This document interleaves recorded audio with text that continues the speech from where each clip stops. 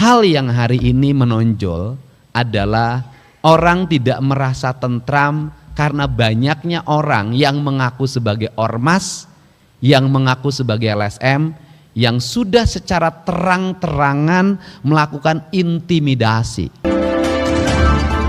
Rapat paripurna DPRD yang kami hormati, sebagaimana dimaklumi bersama, sesuai dengan amanat rapat Badan Musyawarah pada tanggal 12 Februari 2025 untuk penyampaian nota pengantar gubernur perihal LKPJ tahun anggaran 2024 akan disampaikan pada rapat paripurna hari ini.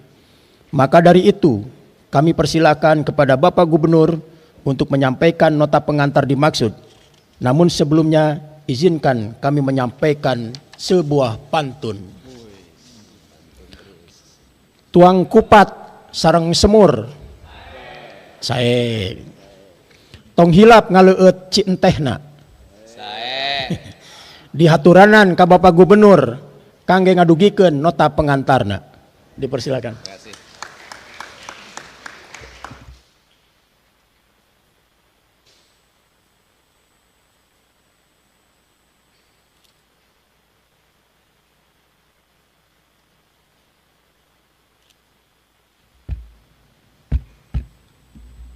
Assalamualaikum warahmatullahi wabarakatuh. Sampurasun. Yang saya hormati Saudara Ketua, Wakil Ketua, dan anggota DPRD Provinsi Jawa Barat yang masih nampak segar dan ceria menjalankan ibadah puasanya. Yang lesu itu menghadapi lebarannya. Karena saya tahu namanya anggota DPRD pasti banyak yang datang ke rumah untuk ingin dibahagiakan menjelang Hari Raya Idul Fitri. Sedangkan di nomenklatur anggarannya tidak ada itu tunjangan THR bagi para anggota DPRD. Yang saya hormati Forum Koordinasi Pimpinan Daerah Provinsi Jawa Barat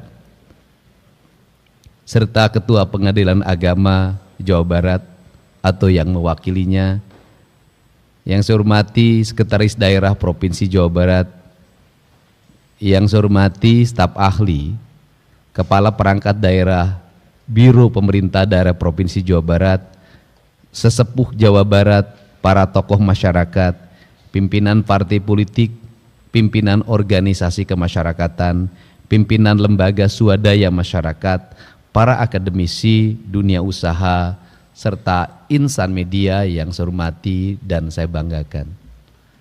Saya mau cek Saudara Sekretaris Daerah,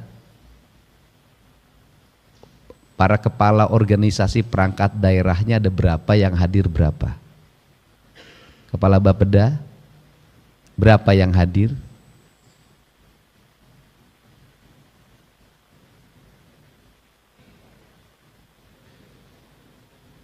Ya, berdiri. Ya, saya pikir tidak lengkap, silahkan, karena yang nanti dipertanggungjawabkan adalah pekerjaan saudara-saudara yang sudah dikerjakan. Saya ucapkan terima kasih. Puji dan syukur kita panjatkan kepada Allah Subhanahu wa Ta'ala, Tuhan yang Maha, karena atas berkat limpahan rahmat dan karunia-Nya kita dapat hadir pada hari ini untuk menyampaikan laporan keterangan pertanggungjawaban LKPJ Gubernur Jawa Barat tahun 2024. Salawat dan salam senantiasa tercurah kepada Kanjeng Rasulullah SAW, kepada keluarga dan para sahabatnya, para pengikutnya, dan kita semua sebagai umatnya yang senantiasa menauladani apa yang menjadi jejak dan risalah kehidupannya.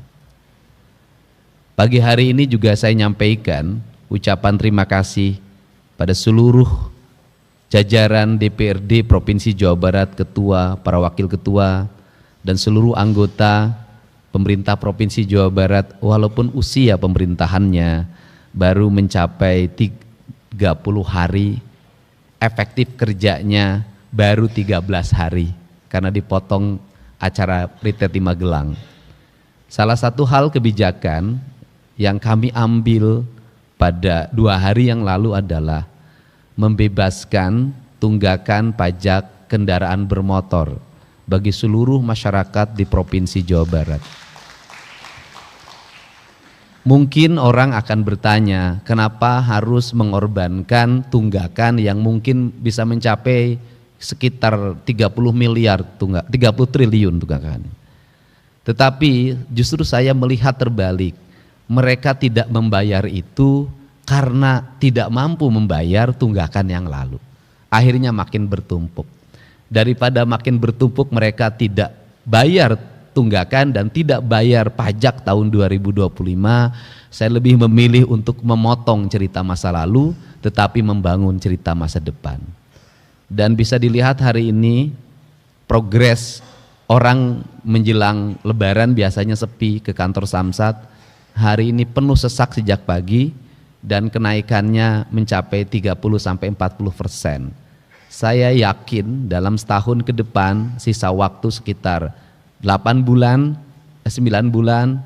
justru pajak kendaraan bermotor akan mengalami lonjakan, prediksi saya sekitar 30% kenaikan pendapatan. Dan harapannya adalah ini memberikan implikasi pada membangun infrastruktur, dan saya katakan yang akan menjadi fokus ke depan setelah infrastruktur jalan provinsi adalah infrastruktur jalan kabupaten kota. Jalan kabupaten kota harus mendapat perhatian ke depan mengingat dana alokasi khusus untuk infrastruktur jalan itu hari ini hilang.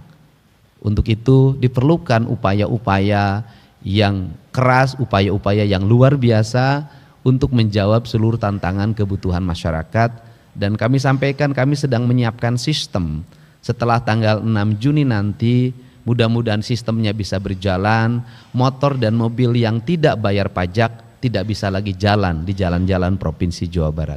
Sistemnya lagi kita rumuskan, mudah-mudahan bisa diterapkan. Pada kesempatan hari ini izinkan saya menyampaikan laporan keterangan pertanggungjawaban Gubernur Jawa Barat tahun 2024. LKPJ Gubernur Jawa Barat tahun anggaran 2024 ini disusun berdasarkan Permendagri 19 tahun 2024 dengan peraturan pelaksanaan Peraturan Pemerintah Nomor 13 tahun 2021 tentang laporan dan evaluasi penyelenggaraan pemerintahan daerah serta merupakan bentuk pertanggungjawaban gubernur selama tahun anggaran 2024. Saya sampaikan terima kasih dan apresiasi yang setinggi-tingginya kepada pimpinan dan anggota DPRD Provinsi Jawa Barat serta semua pihak atas dukungan dan kerjasama yang sangat kooperatif terhadap seluruh penyelenggaraan pemerintah daerah selama tahun anggaran 2024. Hadirin yang saya hormati, penyelenggaraan LKPJ Gubernur Jawa Barat tahun anggaran 2024 ini diawali dengan penjelasan mengenai pengelolaan keuangan daerah yang terdiri atas pendapatan daerah, belanja daerah, dan pembiayaan daerah.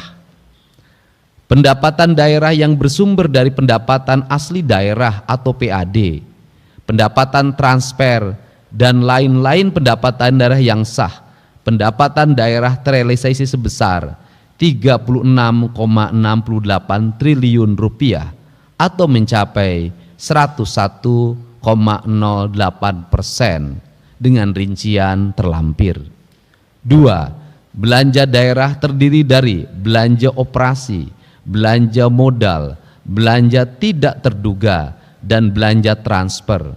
Belanja daerah pada tahun 2024 terrealisasi sebesar 36,91 triliun rupiah atau mencapai 96,31%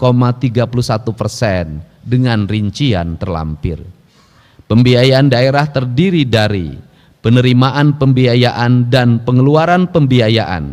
Penerimaan pembiayaan terrealisasikan sebesar 1,23 triliun rupiah atau mencapai 100,03%, dan pengeluaran pembiayaan sebesar 618,80 miliar rupiah atau mencapai 100% dengan rincian terlampir.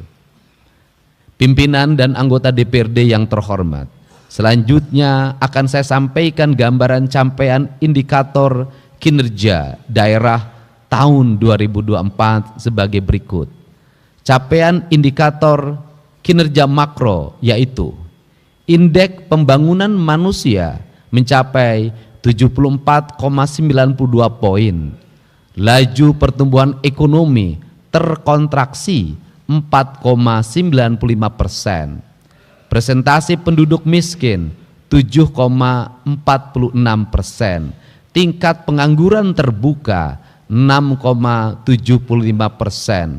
indeks Gini 0,41 poin, pendapatan per kapita ADHB 56,606 juta rupiah, dan laju pertumbuhan penduduk mencapai 1,13%.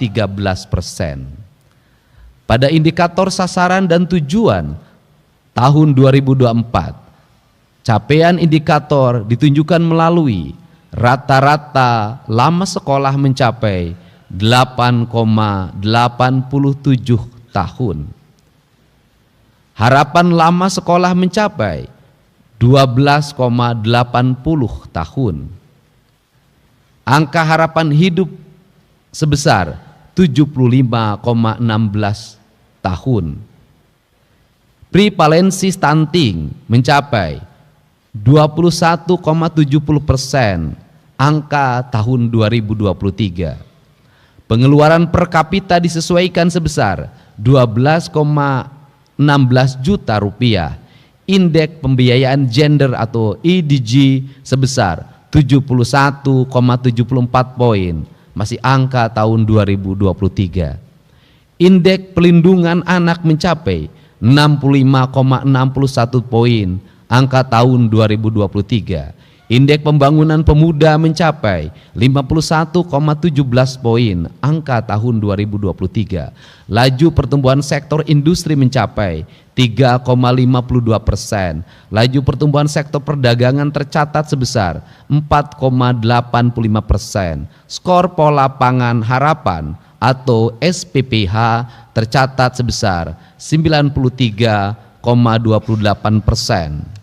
Nilai tukar petani atau NTP tercatat 112,17 poin. Laju pertumbuhan sektor pertanian, kehutanan dan perikanan sebesar 1,59%.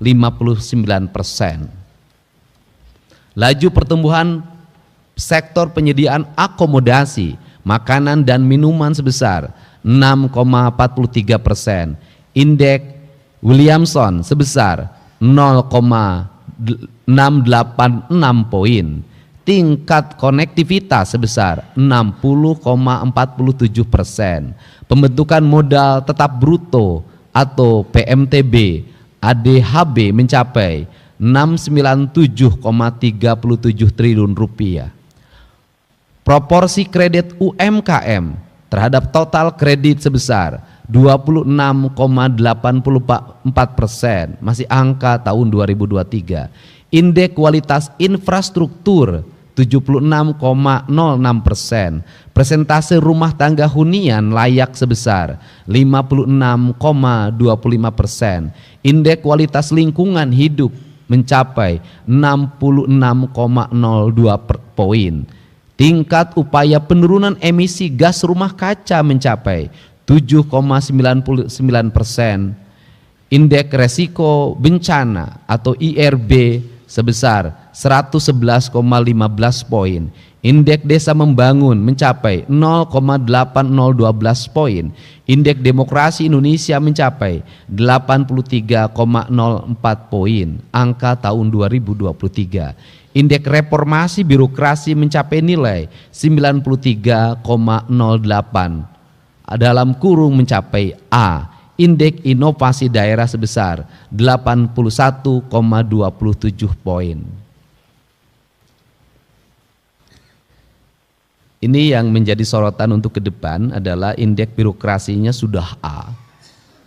Tapi indeks birokrasi A ini tidak akan memiliki makna apapun manakala kemiskinan masih tinggi, laju pertumbuhan penduduk masih tinggi, laju pertumbuhan ekonomi masih rendah, kemudian lamanya sekolah masih 8 tahun. Karena bagi saya ukuran layanan birokrasi bukan pada administrasi birokrasi, tapi pencapaian pembangunan itu sendiri sesungguhnya itu layanan birokrasi yang sebenarnya. Indeks inovasi daerah sudah disampaikan tadi. Hadirin yang saya hormati, selanjutnya saya sampaikan capaian kinerja yang disampaikan berdasarkan urusan pemerintahan sebagai berikut.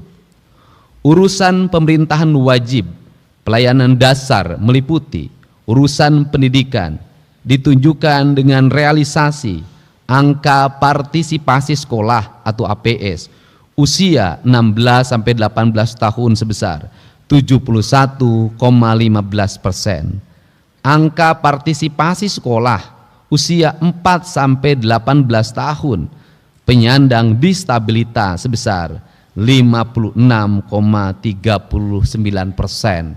Ini catatan ke depan, artinya bahwa kerangka pijak pembangunan ke depan harus mendorong anak-anak penyandang disabilitas untuk bersekolah. Caranya tidak usah dibuat sekolah eksklusif, tetapi dibuat sekolah inklusif, di mana sekolah-sekolah dasar, sekolah menengah pertama dibuat ruang khusus untuk penyandang disabilitas. Mereka bisa bersama bersekolah dengan anak-anak yang lainnya secara setara. Karena jumlah sekolah yang inklusif jaraknya jauh dan rata-rata penyandang disabilitas orang tuanya tidak mampu. Mereka habis oleh ongkos untuk pergi ke sekolahnya. Nilai raport pendidikan sebesar 69,79 poin. Laju sektor penyediaan akomodasi makanan dan minuman sebesar 6,43%.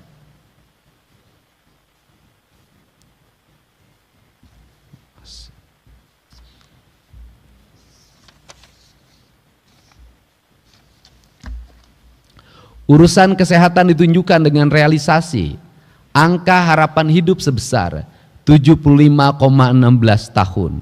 Urusan pekerjaan umum dan penataan ruang ditunjukkan melalui 1A. Tingkat kemantapan jalan sebesar 86,44%. Persentase aksesibilitas menuju kawasan potensial dan pusat-pusat kegiatan sebesar 26,28%. Ini yang masih catatan, artinya bahwa perspektif untuk pembangunan infrastruktur ke depan harus mulai diarahkan pada persentase aksesibilitas menuju kawasan potensial, kawasan ekonomi, kawasan industri, kawasan pertanian, kawasan peternakan, kawasan perikanan, kawasan kelautan, karena itu yang akan memberikan daya dorong terhadap pertumbuhan ekonomi. Aksesnya masih relatif rendah. Persentase pemanfaatkan ruang wilayah kewenangan provinsi yang sesuai dengan tata ruang sebesar 59,80%. Dan khusus untuk bidang tata ruang ini menjadi fokus sorotan untuk ke depan. Kita bisa mengambil pembelajaran dari kasus yang terjadi hari ini, di mana hujan yang hanya 20-30 mm sudah menimbulkan banjir yang luar biasa. Artinya kalau hujannya 50 mm, saya yakin kota Bekasi tenggelam. Kabupaten Bekasi tenggelam, sebagian Karawang tenggelam. Jadi saya sampaikan sekali lagi bahwa hujan saat ini belum dikategorikan sebagai hujan ekstrim. Masih 20-30 mm. Ekstrim itu kalau sudah 50-60. Artinya tidak ekstrim saja sudah menimbulkan bencana. Problemnya apa? Problemnya adalah ada 3. 1, di kawasan hulu, ruang-ruang terbuka hijau yang terdiri dari areal hutan, areal perkebunan, itu berubah menjadi areal-areal berbeton. Konsep ekowisata yang dikembangkan oleh PTPN mengalami penyimpangan. Karena ekowisatanya harusnya begini, kalau ekowisata perkebunan teh maka kebun tehnya dipertahankan dan tetap ada. Bangunannya kecil-kecil. Yang sekarang terjadi adalah ekowisata perkebunan teh, kebun tehnya dibabat, diganti dengan bangunan. Sehingga Gubernur Jawa Barat mengeluarkan peraturan gubernur yang isinya larangan pembangunan perubahan kawasan pertanian, perubahan kawasan kehutanan, perubahan kawasan daerah aliran sungai, dan perubahan kawasan perkebunan. Dan ini akan berdampak pada tata ruang yang nanti akan disesuaikan dengan kabupaten kotanya. Nah kemudian yang kedua, ini saya sampaikan juga, ini penting. Yang kedua adalah daerah aliran sungainya mengalami pendangkalan dan penyempitan. Bahkan sudah banyak yang bersertifikat hak milik. Ini yang menjadi sorotan utama dengan Kementerian PUPR. Kemudian yang berikutnya adalah banyak sekali perumahan-perumahan yang dibangun di atas sawah produktif dan berada di tengah sawah dan berada di pinggir sungai, sehingga wajar kalau ada rumah yang terendam sampai gentingnya. Dan ini juga harus dipikirkan dengan agar ini selaras dengan konsep pengembangan 3 juta rumah. Karena pengembangan 3 juta rumah, apalagi rumahnya sederhana, pasti ingin mendapatkan tanah yang murah. Dan tanah yang paling murah yang bisa didapat hanya tanah sawah. Ini yang harus menjadi bahan perhatian kita semua dalam pengembangan tata ruang. Dan tadi pagi saya sampaikan ke Kepala Bidang Tata Ruangnya, tolong hal yang terlihat saja dibenahi. Kalau Bapak pergi ke Garut, itu di sebelah kanan Nagreg, itu ada jembatan di bawah kolong. Yang masuk itu di bawah kolong ada jembatan di terowongan, di sebelah kanannya kan penambangan. Di sebelah kirinya penambangan, di bawah penambangan. Coba hitung, nanti minta ITB untuk menghitung takaran penambangan itu. Apakah kalau batu-batunya lepas akan berdampak enggak pada jembatan yang di terowongan itu? Mungkin enggak jembatannya roboh. Ini yang harus menjadi bahan perhatian, karena seringkali kita abai terhadap masalah seperti ini. Kalau menuju arah Garut, sebelah kiri jalan di atas itu ada penambangan yang besar sekali, batunya turun ke bawah. Tolong pikirkan kalau itu nanti mungkin nggak itu longsor. Ini pertimbangan seperti ini harus dilakukan, karena bagi saya lebih baik mencegah, karena sudah terjadi bencana biayanya sangat mahal. Banjir sekarang dalam hitungan saya kalau di recovery itu lebih dari 7 triliun. Biaya pembebasan tanah untuk wilayah yang daerah aliran sungainya sudah berubah bersertifikat dan sudah tumbuh bangunan, pembebasan tanahnya itu untuk hanya wilayah Bekasi saja itu membutuhkan dana 8 triliun. Pengerukan sungai dan pelebarannya itu membutuhkan biaya sekitar 8 triliun. Jadi untuk menyelesaikan itu saja 16 triliun. Berat sebenarnya. Makanya tata ruangnya harus segera dibenahi. Nah, persentase peningkatan kapasitas tampung sumber air sebesar 0,437%. Indeks kinerja sistem irigasi atau IKSI sebesar 57,04 poin. Akses sanitasi sebesar 75,1%. Akses air minum layak sebesar 94,9%. Akses penanganan sampah perkotaan sebesar 70,77%. Presentasi bangunan dan lingkungan yang memenuhi standar kelayakan kawasan strategis dan tematik sebesar 20%. Masih sangat rendah. Untuk itu ke depan bidang perumahan pemukiman harus segera membenahi. Presentasi bangunan gedung yang memenuhi unsur penyelenggaraan bangunan gedung sebesar 95%. Urusan perumahan rakyat dan kawasan pemukiman ditunjukkan melalui 1. Tingkat ketersediaan rumah layak sebesar 100,26%. Kemudian persentase penurunan luas kawasan kumuh kewenangan provinsi 10-15 hektar sebesar 67,49%, dan ini sampaikan di Kota Bandung Tadi pagi saya sudah mendapat WA dari masyarakat yang itu masuk dalam kawasan kumuh. Kemudian ada pihak yang mengaku ahli waris, penduduknya rumahnya sekitar 1.500 rumah, akan digugat ke pengadilan. Dan gugatannya kayaknya memiliki landasan relatif didukung oleh kelurahannya. Ini PR baru yang dan saya akan mendampingi pendampingan hukumnya. Mau lari kemana kalau kemudian itu tanahnya diputuskan oleh pengadilan menjadi milik perorangan. Seperti kasus juga yang terjadi di SMA Negeri 1 Kota Bandung.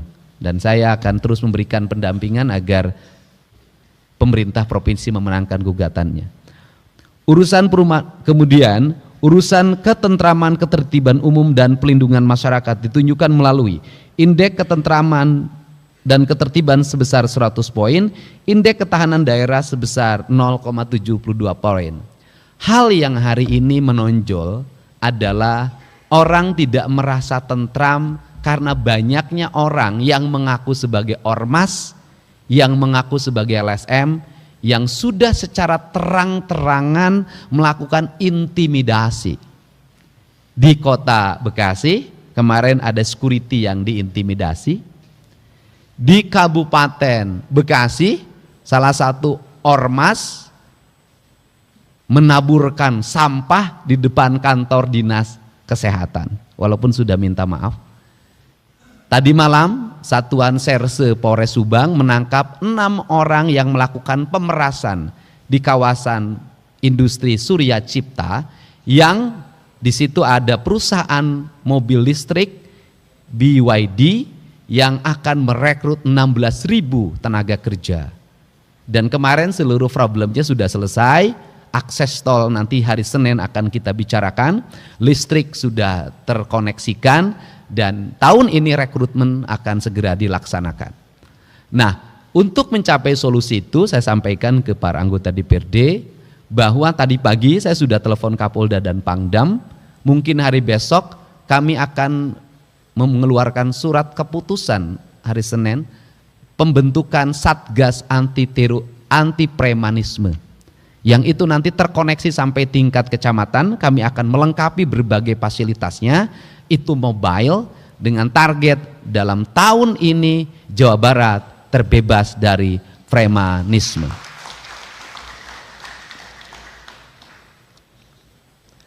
Urusan sosial, realisasi tahun 2024 ditunjukkan melalui indeks kesejahteraan sosial sebesar 44,57 poin. Urusan pemerintahan, nah ini urusan sosial, ada yang kasat mata. Di jalan-jalan menuju gedung DPRD ini, di perempatan-perempatan masih banyak orang yang minta-minta, orang yang ngamen. Saya sudah minta ke Dinas Sosial siapkan alokasi, mereka bawa problemnya apa, kalau memang kampungnya anterin ke kampungnya, kemudian cari solusinya. Kalau nggak berubah-berubah manusianya, kita tegas saja, tidak boleh lagi ada ngamen-ngamen di perempatan yang tidak jelas ngamennya. Ngamennya bukan berkesenian tapi hanya sekedar cari uang, yang ngelap-ngelap kaca, bawa anak-anak kecil untuk minta-minta. Karena bagi saya Kota Bandung adalah etalase dari peradaban Provinsi Jawa Barat. Saya tidak mau setelah hari raya ini tidak boleh lagi ada perempatan diisi oleh gelandangan, dan pemerintah provinsi, kabupaten, kota harus mampu menyelesaikannya secara tuntas. Ini komitmen saya. Kemudian urusan pemerintahan wajib non pelayanan dasar meliputi urusan tenaga kerja, ditunjukkan melalui persentase pencari kerja diberdayakan sebesar 76,61%, tingkat pelindungan tenaga kerja sebesar 38,27%, masih rendah. Untuk calon tenaga kerja, saya minta DPRD yang membidangi Komisi Ketenagakerjaan, kita tidak mau lagi ke depan ada orang yang ngantri melamar kerja. Tetapi yang saya inginkan adalah setiap dinas kabupaten kotanya sudah memiliki data bursa kerja. Seluruh angkatan kerja ada di datanya, Dan kemudian perusahaan yang akan merekrut tidak usah mengumumkan pendaftaran calon tenaga kerja, cukup mengakses nama-nama yang dibutuhkan di perusahaan itu, kemudian diseleksi, setelah diseleksi baru mereka mengurus persyaratan kerja. Saya ingin persyaratan kerja itu diurus setelah dia dinyatakan sebagai calon tenaga kerja. Karena kalau persyaratan kerja dibuat ketika melamar kerja, orang tidak punya duit harus ngurus persyaratan tenaga kerja. Dan ongkosnya juga mereka tidak punya. Tapi kalau kemudian perusahaan mengakses langsung ke bursa kerja, maka di situ akan sangat cepat melakukan proses rekrutmennya. Yang kedua, ini disampaikan, percaloan kerja tenaga kerja di Jawa Barat sangat tinggi. Banyak sekali oknum, baik oknum aparatur, oknum karang taruna, oknum ormas, oknum LSM, oknum aparat desa, dan oknum manajer personalianya bekerja sama melakukan rekrutmen dan di situ berbayar. Angka pembayarannya itu dari kisaran 3 juta sampai 30 juta per orang. Dan itu dilakukan secara terbuka. Untuk itu saya sampaikan bahwa tahun ini tidak boleh lagi terjadi percaloan tenaga kerja.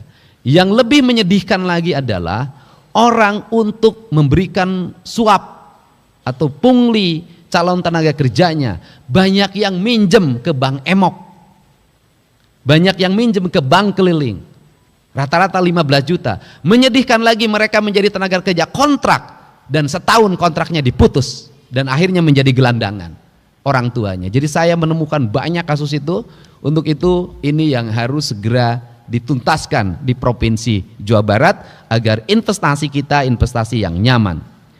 Urusan pemberdayaan perempuan dan pelindungan anak ditunjukkan melalui persentase kabupaten kota yang melaksanakan 7 persyaratan pengarus utamaan gender sebesar 100%.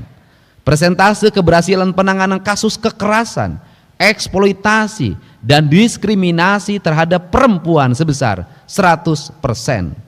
Tingkat penanganan kasus kekerasan, eksploitasi, dan diskriminasi atau KED terhadap anak sebesar 100%. Persentase kabupaten kota yang menerapkan klaster kabupaten kota yang layak anak sebesar 100%. Urusan pangan ditunjukkan melalui skor pola pangan harapan atau SPPH, tingkat ketersediaan pangan sebesar 95,37 poin. Tingkat konsumsi pangan yang terdiri dari konsumsi energi sebesar 2.069,9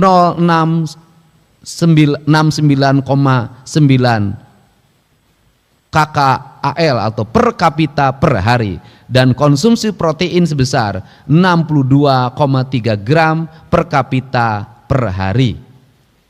Urusan pertanahan ditunjukkan melalui tingkat tertib tata kelola pertanahan.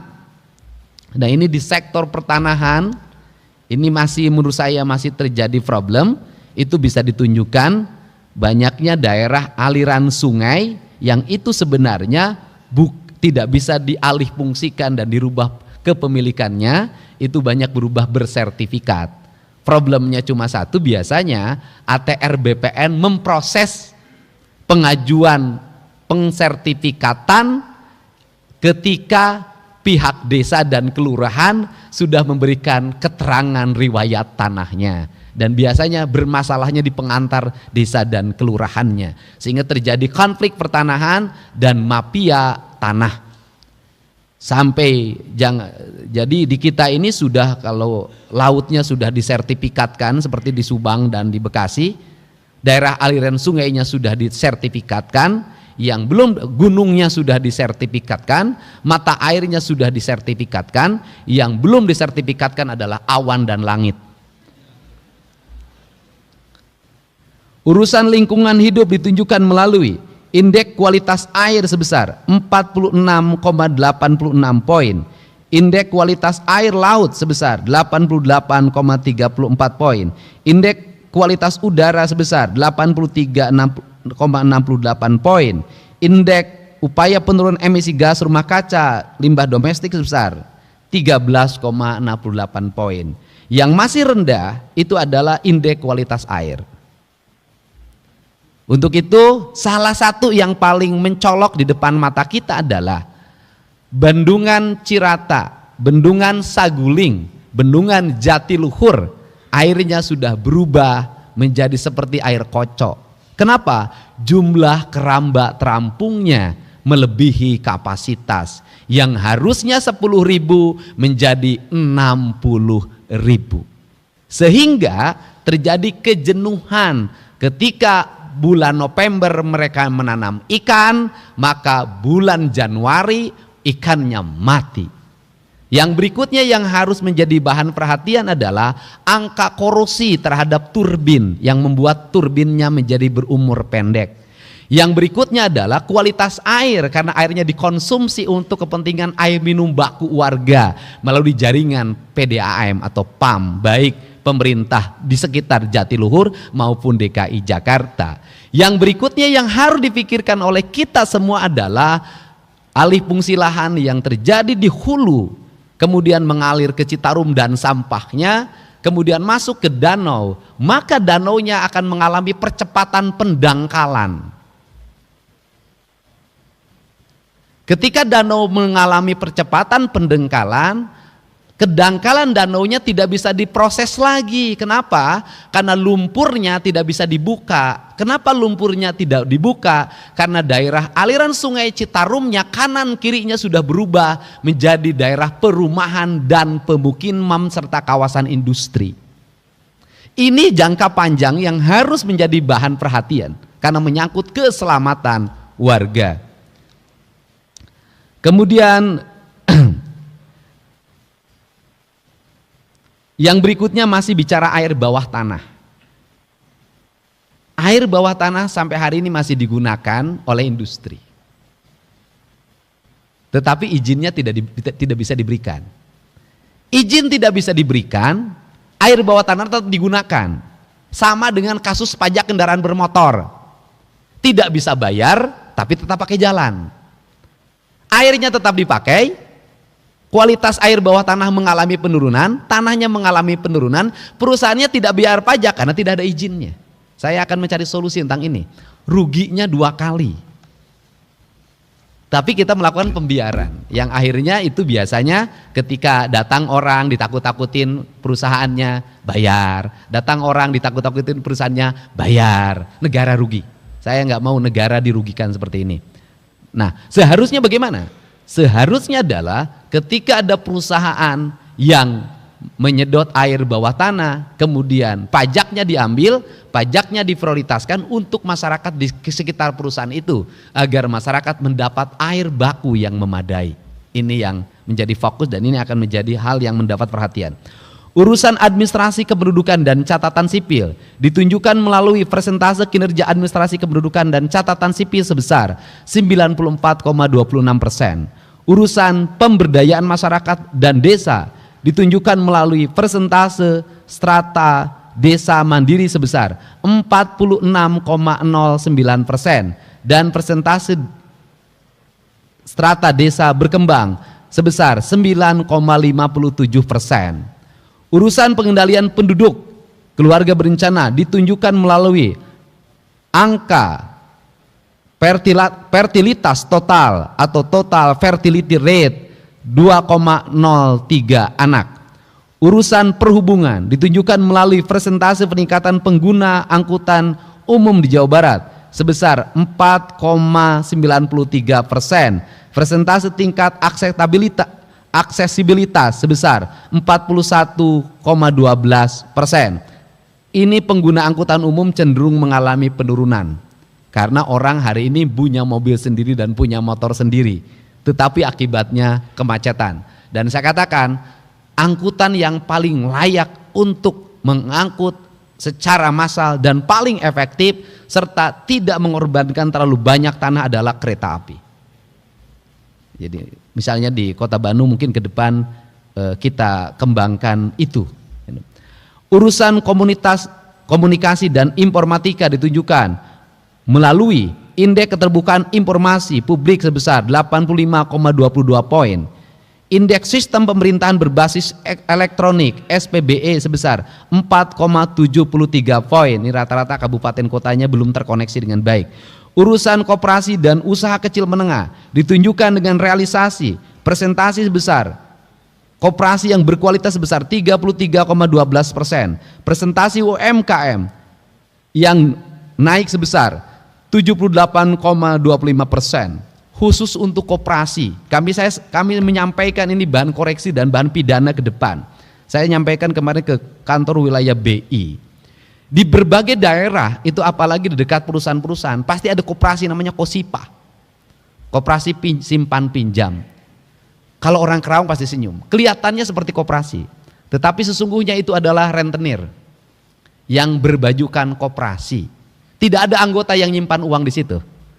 Yang ada adalah yang pinjam. Jaminannya biasanya ATM para pegawai pabrik, para pensiunan. Dan kemudian negara ruginya dua. Mereka memasang tarif bunga 10%. Mereka tidak bayar pajak. Sehingga di Jawa Barat banyak orang yang datang tiba-tiba punya uang 1 miliar, asal mau gebrak-gebrak orang, dalam 1 bulan dia tergaji 100 juta. Dan itu melahirkan orang cepat kaya. Orang cepat kaya ini melakukan kekerasan kalau nagih. Dan kemudian mereka tidak bayar pajak. Rugi perbankan yang dibayar pajak dengan bunga rendah. Tetapi untuk perbankan sendiri secara terbuka saya sampaikan di sini. Saya meminta sebagai pemegang saham mayoritas di Bank Jabar untuk menurunkan bunganya. Saya minta Bank Jabar di RUPS nanti segera menurunkan bunganya. Karena bunga Bank Jabar terlalu besar menurut saya. Bunganya ini tujuannya untuk apa? Untuk akses ekonomi berkembang dan berjalan. Kalau kita hari ini mulai April nanti akan tender-tender terbuka dilakukan di mana-mana. Para kontraktor daerah menggunakan jasa Bank Jabar dengan tingkat bunga rendah, maka itu akan mendorong pertumbuhan ekonomi di Jawa Barat. Kalau bunganya rendah, maka mereka juga akan melahirkan kualitas pembangunan yang baik dan uangnya cepat berputar di seluruh wilayah Provinsi Jawa Barat. Jadi saya tegankan ke Bank Jabar ada 3 hal yang harus dilakukan. 1, menurunkan bunga. Yang kedua, merampingkan struktur birokrasi di Bank Jabarnya. Yang ketiga, mengurangi jumlah komisaris, mengurangi jumlah direktur. Yang keempat adalah menurunkan biaya operasionalnya yang mencapai 90%, itu harus turun ke angka 45%. Kalau itu dilakukan, maka dividen Bank Jabar akan meningkat ke depan. Dan berikutnya, kalau kira-kira CSR menimbulkan masalah dan disalahgunakan, lebih baik CSR itu dimasukkan ke kas daerah, menjadi pendapatan daerah dan menjadi dividen, dan itu menjadi angka pembangunan. Karena ketika CSR itu kebijakannya politik, seringkali terjadi penyimpangan dan penyalahgunaan atas nama CSR. Ini RUPS-nya akan dilakukan di bulan April ke depan. Ini komitmen saya, termasuk juga Bank Jabar harus melakukan restrukturisasi terhadap jumlah kantor. Kalau kantor cabangnya tidak produktif, maka ditutup saja. Hanya kantor-kantor cabang yang produktif. Dan kemudian titik tekannya adalah pembangunan, pengembangan, fasilitas yang baik justru harus ada di kantor-kantor cabang. Saya tidak meridoi lagi Bank Jabar membangun menara di Jakarta yang tidak ada manfaatnya bagi pelayanan terhadap masyarakat. Urusan penanaman modal ditujukan dengan realisasi nilai realisasi investasi sebesar 251,14 triliun rupiah. Dan indeks kepuasan masyarakat terhadap pelayanan perizinan 91,81 poin. Saya sampaikan di Jawa Barat ini lebih banyak pabrik yang masuk dan menyerap tenaga kerja dibandingkan jumlah orang yang di PHK. Ini yang harus jadi catatan penting. Urusan kepemudaan dan olahraga ditunjukkan dengan realisasi 1. Angka partisipasi kepemimpinan pemuda sebesar 36,67 poin. Angka partisipasi masyarakat berolahraga sebesar 61,40%. Peringkat Jawa Barat pada multi event nasional termasuk peringkat 1 ya, juara PON ya. Urusan statistik ditunjukkan dengan tingkat kematangan penyelenggaraan statistik sektoral 3,07 poin. Urusan persandian ditujukan dengan indeks keamanan informasi, yaitu indeks kami dengan 642 skor. Urusan kebudayaan, nah ini sandi ini yang paling dekat, yang paling banyak dipakai adalah sandi menjelang lebaran. Kalimat sandinya begini, ayak meren, itu sandi itu. Ini saya jelasin ya. Pada waktu ada kepala desa yang menentang ketika daerah aliran sungainya di Gabus Bekasi itu dibongkar, saya menyatakan ke kadesnya, oh ini nggak ada sewa-sewaan segala macam. Saya katakan ayak meren. Ternyata 2 hari setelah itu saya menemukan orang Sumedang tinggal di bantaran sungai itu membeli tanah di daerah aliran sungai itu sewa 1 juta per meter. Dia sewa 7 juta per meter per tahun. Jadi bantaran sungai itu kenapa penuh dengan rumah, dengan toko, ayak meren. Itu bayangkan kalau di Bekasi itu ada 1.000 bangunan kali 1 juta, berapa puluh miliar itu uang yang beredar. Makanya mereka menolak dibongkar dan saya dianggap otoriter karena ayak merennya terganggu. Nah, urusan perpustakaan ditujukan dengan indeks pembangunan literasi masyarakat sebesar 72,76 poin. Nilai tingkat kegemaran membaca masyarakat 75,07 poin. Urusan kebudayaan ditujukan dengan persentase pemajuan kebudayaan Jawa Barat sebesar 38,39 poin. 39%. Ini kebudayaan itu jangan dipahami kesenian, arsitektur itu kebudayaan, perilaku hidup manusia itu kebudayaan. Kemudian perpustakaan itu kebudayaan, tata ruang itu kebudayaan, makanan itu kebudayaan, bahasa itu kebudayaan, seni itu kebudayaan. Jadi orang yang kebudayaan maju itu adalah orang yang mengalami perkembangan pengetahuan, perkembangan tata ruang, perkembangan industri, perkembangan UMKM dan seluruh perkembangan itu memiliki nalar kebudayaan, yaitu nalar kearifan lingkungan, itu nalar utamanya. Bahasa sederhananya, nalar karuhur sirungan kahandap akaran. Urusan kearsipan ditunjukkan dengan nilai laporan audit kearsipan internal baik sebesar 38 perangkat daerah dan tingkat keberadaan dan keutuhan arsip sebesar 100%. Pimpinan dan anggota DPRD yang saya hormati, urusan pemerintahan, pilihan yang dilaksanakan oleh pemerintah daerah Provinsi Jawa Barat meliputi urusan kelautan dan perikanan ditujukan dengan realisasi PDRB sektor kelautan dan perikanan sebesar 25 triliun 101 miliar 25 miliar 101 juta 65 miliar rupiah. Urusan pariwisata ditujukan dengan realisasi presentasi peningkatan kunjungan wisata mancanegara ke Jawa Barat sebesar 69,10%. Persentase peningkatan kunjungan wisatawan Nusantara ke Jawa Barat sebesar 3,00%.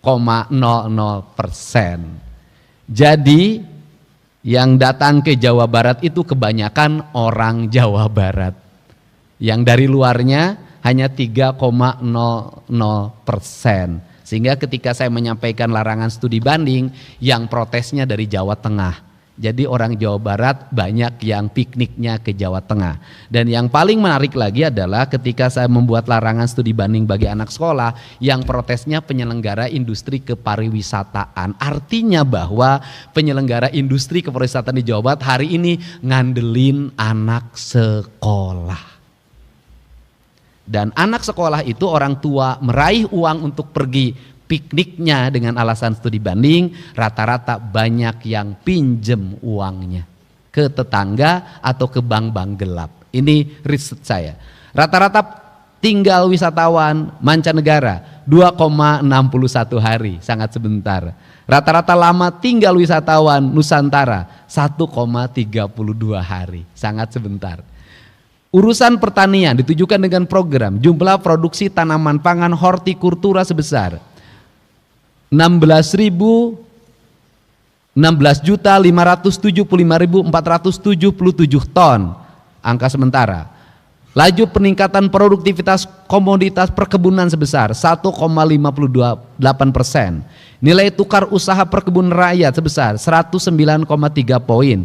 Nilai tambah produksi perkebunan sebesar 51,77%. Dan produksi komunitas peternakan daging, telur, susu sebesar 2.167.697 ton, angka sementara. Urusan kehutanan ditunjukkan dengan indeks kualitas tutupan lahan sebesar 42,07 poin, sudah mengkhawatirkan.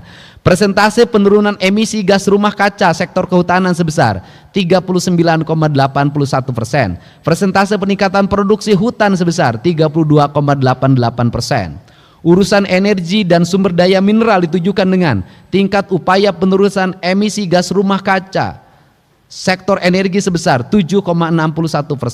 Jumlah konsumsi listrik di Jawa Barat sebesar 70,0064 GWh. Persentase usaha pertambangan yang menerapkan aspek teknis aspek pengusaha sebesar 56,67%. Dan persentase meningkatkan konservasi cekungan air tanah di Jawa Barat sebesar 34,78%, sangat rendah. Urusan perdagangan ditujukan dengan laju pertumbuhan ekspor non migas 3,47%, sangat rendah. PDRB sektor perdagangan sebesar 408,26 triliun rupiah. Urusan perindustrian ditujukan dengan realisasi PDRB industri pengolahan sebesar 1.168.055 rupiah. Urusan transmigrasi ditujukan melalui persentase transmigran yang ditempatkan 100%. Pimpinan dan anggota DPRD yang saya hormati, fungsi penunjang urusan pemerintahan yang dilaksanakan oleh pemerintah daerah Provinsi Jawa Barat. Fungsi penunjang perencanaan ditujukan dengan nilai komponen perencanaan kinerja dan penilaian atau SAKI provinsi sebesar 26,32%. Nilai komponen pengukuran kinerja dan penilaian SAKI provinsi sebesar 27,05 poin. Fungsi penunjang di bidang keuangan ditujukan dengan opini Badan Pemeriksa Keuangan terhadap laporan keuangan pemerintah daerah dengan kategori WTP. Persentase PAD terhadap pendapatan daerah sebesar 68,99%. Indeks kepuasan masyarakat atau IKM Bapenda sebesar 92,87%, sangat tinggi. Fungsi penunjang bidang penelitian dan pengembangan ditujukan dengan realisasi persentase keterlibatan yang ditujukan oleh dokumen perencanaan daerah sebesar 100% dan persentase kematangan inovasi sebesar 79,77%. Fungsi penunjang bidang kepegawaian serta pendidikan dan pelatihan ditujukan dengan realisasi indeks sistem merit system 400 poin, indeks sistem merit atau merit system sebesar 400 poin, indeks profesionalitas ASN dimensi kualifikasi kinerja dan disiplin 53,80 poin, masih rendah. Indeks profesionalitas ASN dimensi kompetensi sebesar 32,13 poin. Fungsi penunjang urusan pemerintahan lainnya ditujukan dengan capaian nilai A evaluasi SAKI pemerintah daerah Provinsi Jawa Barat. Indeks survei penilaian strategis atau SPI sebesar 73,48%. Opini BPKRI terhadap laporan pemerintah daerah LKPD Provinsi Jawa Barat dengan kategori WTP. Level tingkat maturitas implementasi sistem pengendalian sistem pemerintahan pada level 3,37 poin. Presentasi rekomendasi hasil pemeriksaan APIP internal dan eksternal ditindaklanjuti sebesar 95,10%. Indeks kepuasan masyarakat atau IKM terhadap pelayanan badan penghubung sebesar 96,85 poin pada kategori yang sangat baik. Indeks kepuasan masyarakat sebesar 4,77 poin. Persentase masyarakat yang menerapkan hasil pembinaan kebebasan, kesetaraan dan kapasitas lembaga demokrasi sebesar 100%. Persentase penurunan potensi konflik sosial sebesar 100%. Nilai reformasi birokrasi jenderal sebesar 82,33 poin. Nilai kualitas kebijakan di bidang pemerintahan dan otonomi daerah sebesar 62,72 poin. Indeks kepuasan stakeholder terhadap layanan biro pemerintahan dan otonomi daerah sebesar 89,78 poin.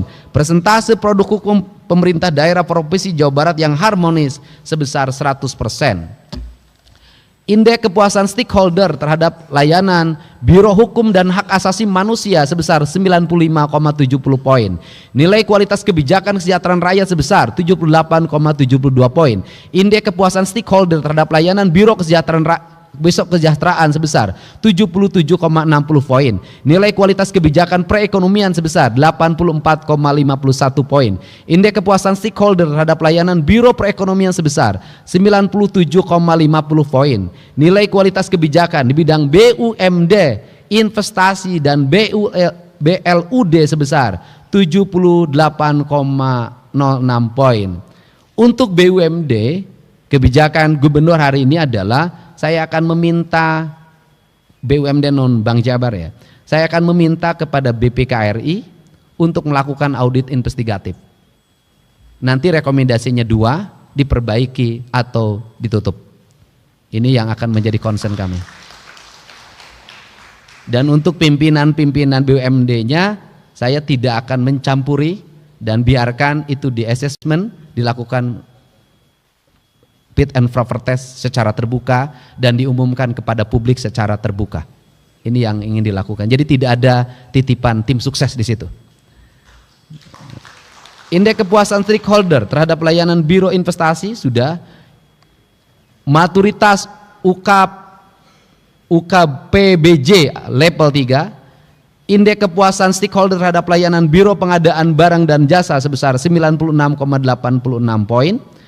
Komposit kelembagaan dimensi struktural peringkat 4, persentase perangkat daerah yang menerapkan kebijakan standar pelayan publik sebesar 100%, nilai pelaporan kinerja sebesar 13,55 poin, persentase perangkat daerah dengan nilai budaya kerja minimal baik sebesar 100%, persentase perangkat daerah dengan indeks reformasi birokrasi perangkat daerah minimal kategori B sebesar 100%, persentase perangkat daerah yang menerapkan kebijakan sistem kerja dinamis sebesar 100%, indeks kepuasan stakeholder terhadap layanan biro organisasi sebesar 92,17 poin, indeks kepuasan stakeholder terhadap layanan biro administrasi pimpinan sebesar 96,03 poin. Nilai akib setda sebesar 86,30 poin, indeks kepuasan stakeholder terhadap layanan biro umum sebesar 84,79 poin. Hadirin rapat paripurna DPRD yang saya hormati. Selama tahun 2024 ini pemerintah Provinsi Jawa Barat, ini bukan prestasi saya, ini prestasi Pak B mungkin, meraih 151 penghargaan yang terdiri dari 135 penghargaan pemerintah, 10 penghargaan non pemerintah, 6 penghargaan lembaga internasional dan 7 sertifikasi akreditasi nasional dan internasional. Penghargaan ini merupakan pengakuan terhadap presentasi kolektif pemerintah Provinsi Jawa Barat dengan dukungan kuat dari DPRD Provinsi Jawa Barat dan kerjasama pemerintah kabupaten kota, dunia usaha, akademisi, dan seluruh masyarakat Provinsi Jawa Barat. Tapi kalau perspektif ke depan, bagi saya tidak dapat penghargaan nggak apa-apa. Yang penting jalan di Jawa Barat pada bagus, rumah-rumah rakyat pada bagus, rakyatnya terurus, anak-anak sekolah, masyarakat Jawa Barat setiap hari tersenyum dan pemerintah turun langsung setiap kesulitan. Nggak dapat penghargaan juga nggak apa-apa. Gitu. Nah, kemudian pada momentum kita, pada saat ini kita bisa melakukan evaluasi atau renungan terhadap berbagai kebijakan yang kita lakukan. Sehingga dalam perspektif ke depan, seluruh penilaian yang dilakukan oleh para anggota DPRD Provinsi Jawa Barat yang nanti dalam bentuk pansus bisa menjadi bahan evaluasi dan koreksi dengan tidak mengulangi kesalahan serupa. Bagi mereka yang indeksnya sudah mencapai tingkat kepuasan tinggi, maka kita harus terus meningkatkannya. Masih rendah, maka kita harus memperbaikinya dengan kebijakan-kebijakan yang terukur. Untuk itu saya mengucapkan terima kasih, dan pada kesempatan hari ini atas nama masyarakat Provinsi Jawa Barat saya menyampaikan selamat menjalankan ibadah puasa dan selamat menyambut Hari Raya Idul Fitri 1 Syawal 1446 Hijriah. Semoga lebaran yang akan kita jalani lebaran yang memberikan rasa nyaman, rasa aman, rasa bahagia. Dan kita juga harus menyampaikan apresiasi terhadap seluruh jajaran kepolisian, jajaran TNI, Satpol PP, Linmas, para medis, para pekerja sosial yang mulai hari ini mereka mulai meninggalkan keluarganya, ada di pos-pos keamanan untuk memastikan masyarakat di Jawa Barat bisa berlebaran secara aman, tertib, dan bahagia. Dan saya sampaikan kepada para anggota DPRD yang terhormat, ini bagian pengawasan di masyarakat, jalur-jalur mudik yang sering kredit seperti di jalur Limbangan, di jalur Tasik, di jalur Kuningan, di jalur Cirebon, dan di jalur Subang yang kelewati mudik, tukang becanya, supir angkotnya, tukang ojeknya, kemudian juga kusir delmannya, itu mendapat uang tinggal di rumah sebesar 3 juta rupiah per orang. Dan mereka mendapat alokasi 1,5 juta 2 hari sebelum hari raya dan 1,5 juta setelah hari raya. Mereka tidak bekerja dengan meninggalkan jalan yang mereka lalui, tetapi mereka bisa menikmati lebaran dengan baik. Ini solusi kami untuk mencegah kemacetan. Nah, untuk itu saya ucapkan terima kasih. Semoga Allah Subhanahu wa taala memberikan bimbingan dan perlindungan pada kita semua. Salam untuk keluarganya di rumah, semoga kita semua bisa menjalankan lebaran dengan penuh rasa bahagia dan sukacita. Wallahu muwaffiq ila aqwamit thoriq. Assalamualaikum warahmatullahi wabarakatuh. Sampurasun. Sekali merdeka tetap merdeka.